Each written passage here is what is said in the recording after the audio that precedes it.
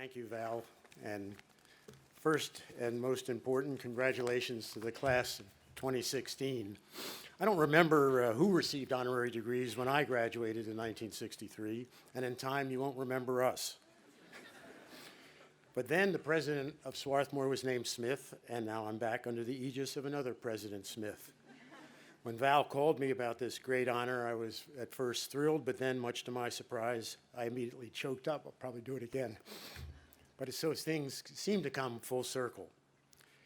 The commencement speech is such a rigid genre with its generalizations about the future and its aphoristic chunks of dubious wisdom.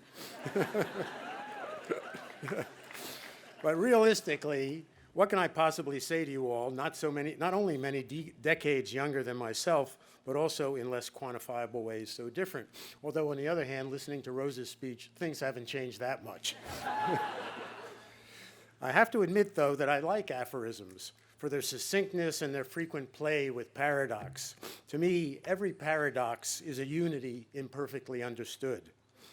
I probably tend to think that way because I grew up during the Cold War with its purities and its absolutes, its theories of everything. As Sylvia Plath writes in The Bell Jar, when I was 19, in other words, the early 1950s, pureness was the great issue. But I would say purity is a fantasy of people and nations who don't understand the power and significance of their impurity. And a belief in the need to impose purity upon others has led to more crimes throughout history than has the willingness to be comfortable with confusion. If I had to summarize my Swarthmore education in a nutshell, I would call it the victory of both and over either or. This hardly means detachment or unwillingness to take a position. It means understand context, don't rush to generalization, appreciate the contradictions.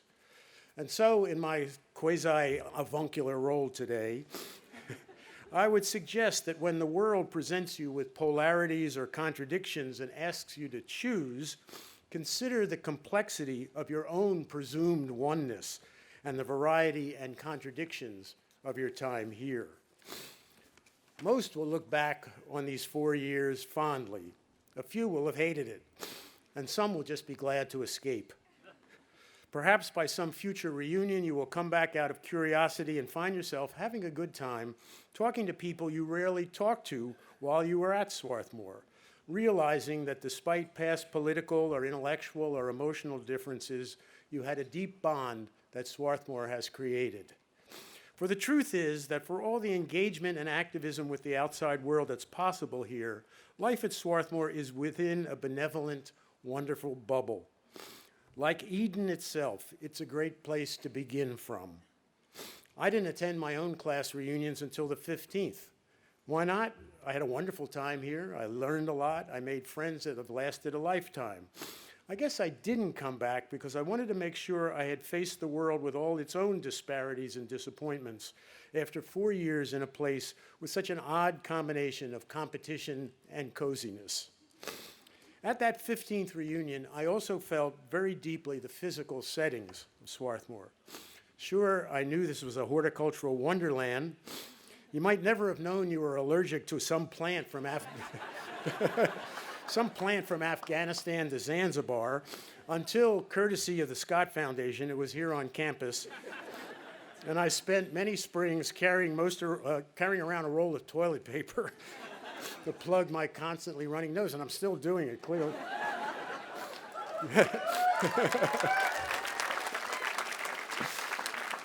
That's something else that hasn't changed. But now I wonder, where did all these enormous trees come from? They must have been here between 1959 and 1963, but I hardly remembered them when I came back at the 15th. Alexander Pope, in Essay in Man, calls the world a mighty maze, but not without a plan. And he goes on to say he will vindicate the ways of God to man. And when he writes about the maze part, he's brilliant. But when he gets to the plan, by the end of the poem, all he can come up with is a lot of capitalized maxims. Whatever is right. True self-love and social love are the same, etc., etc. Like Jack Torrance at the end of the movie of The Shining, Pope is frozen in the maze because he assumes he's just a minor part of the overall design, even though he created it. Generalizations are useful when they help us understand connections that might be otherwise submerged. But when they repress difference and variety and fruitful contradictions, they oppress rather than liberate. So my advice to you is to be aware of the trees as well as the undergrowth, and be careful of quick and easy generalizations, including this one.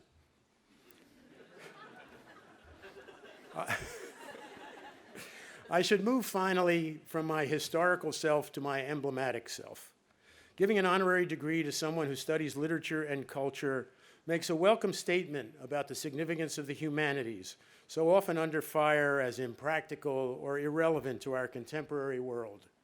But books and movies and plays, I believe, are often more flexible than readers and audiences. The many different interpretations of a work through time owe less to its contradictions than to its capaciousness. You've learned here an impressive array of methods and approaches, attitudes and perspectives. But don't forget that you learned it in a community of others, each with a personal take on everything. At the end of Paradise Lost, the Archangel Michael, about to expel Adam and Eve from Eden, tells them that they are leaving only physically, but they will have instead a paradise within, happier far. Let me wish the same to you. Thank you.